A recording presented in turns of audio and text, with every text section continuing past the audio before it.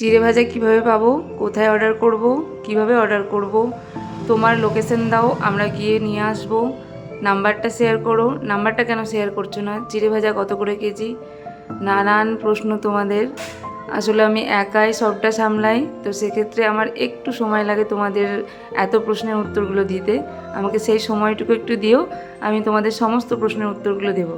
Video লাস্টে সমস্ত information add করে দেবো কীভাবে তোমরা খুব সহজে অর্ডারটা করতে পারবে। আর অবশ্যই বহরমপুরের মধ্যে থেকে অর্ডার করো, বহরমপুরের বাইরে এখন অর্ডার নিচ্ছি না আমি, পরবর্তীতে হয়তো নিতে পারবো, তখন আমি জানিয়ে দেবো। আবার যখন প্রায় অর্ধেক রাত মানে 4:30 তখন আমি উঠি এবং উঠে যাই হাঁটতে। প্রতিদিনই আমি হাঁটতে যাই। এখন এই সকালবেলা চিড়ে ভাজা এসবগুলো বানাচ্ছি বলে হাঁটার সময়টা কমে গেছে, তবে হাঁটাটা কিন্তু আমি বাদ দিইনি। তো মোটামুটি আধ ঘন্টা মতো হেঁটে এসেছি। এসে স্নান টান সেরে পুজো টুজো সেরে চলে এসেছি রান্নাঘরে। আর রান্নাঘরে যে সমস্ত কাজগুলো আমি করব সেটা কিন্তু আমি আগের দিন রাত্রে জোগাড় করে রেখেছি। তো সমস্ত কিছু টুকরো করে নিয়েছি, কেটে কুটে সব ঠিকঠাক করে নিয়ে হাতের কাছে জোগাড় করে নিয়ে চলে এসেছি রান্নাঘরে।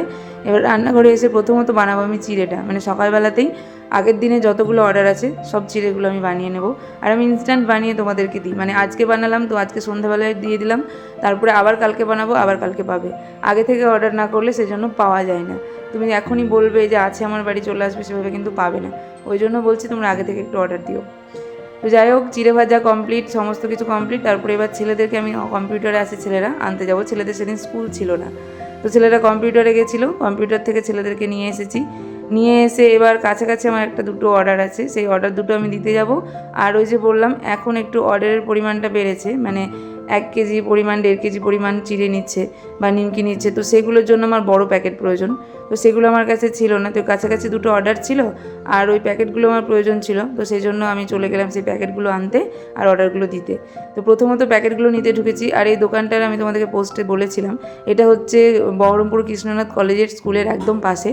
যারা খাবারের সম্বন্ধে মানে খাবারের বিষয়ে ব্যবসা করো তাদের জন্য একদম বেস্ট, মানে সমস্ত কিছুই দোকানে পেয়ে যাবে। তো ওই দোকান থেকে বেরিয়ে গেলাম এক জায়গায়, সেখানে গিয়ে দাঁড়ালাম যেখানে ডেলিভারিটা নিতে আসার কথা ছিল। সেখানে গিয়ে একটু কিছুক্ষণ ওয়েট করতে হলো, যেহেতু উনি অনেক দূর থেকে আসছিলেন। তারপরে ওনাকে ডেলিভারিটা দেওয়ার পর আমি গেলাম মুদিখানার দোকানে। মুদিখানার বাজারটা সেরে নিয়ে তারপরে ফিরলাম বাড়ি ফিরলাম যখন, তখন প্রায় বাজে 1:30। দুপুরে রান্না খাওয়া তখনও বাকি। তো বাড়ি ফিরে একটু ফ্রেশ হয়ে বসে রান্না করতে শুরু করেছিলাম আমি।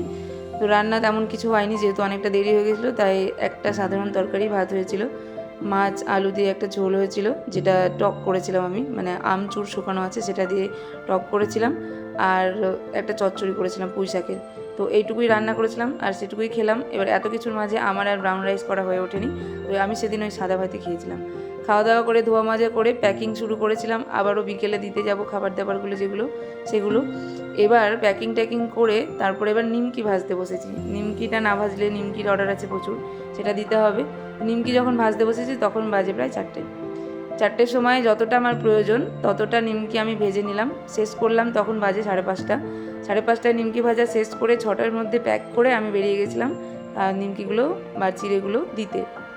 এবার বাকি নিমকি কিন্তু রয়ে গেল, আমি সবটা কিন্তু শেষ করতে পারিনি। আর নিমকিগুলো তখনও গরম যখন আমি প্যাক করছি, তাই মুখগুলো আমি আটকাইনি, জাস্ট প্যাক করে নিয়ে চলে গেছিলাম। আর এই এত কিছুর মাঝে কিন্তু তোমাদের কল রিসিভ করছি, তোমাদেরকে অ্যান্সার দিচ্ছি, কোথায় আসছি, কখন আসছি, তোমাদের অর্ডার নিচ্ছি, সমস্ত কিছু চলছে। আর এই সবগুলো করতে করতে, অর্ডার কমপ্লিট করতে করতে বেজে গেছে 10টা 5, যখনও আমি রয়েছি বহরমপুর থেকে বাড়ি ফিরলাম প্রায় 10:30। তারপরে বাড়ি ফিরে যে বাকি নিমকিগুলো ছিল, উনুনের যে কাজগুলো ছিল সেই কাজগুলো কমপ্লিট করলাম, গ্যাস অফ করলাম, তখন বাজে প্রায় 11টা 15। এরপরে আছে স্নান, খাওয়া দাওয়া।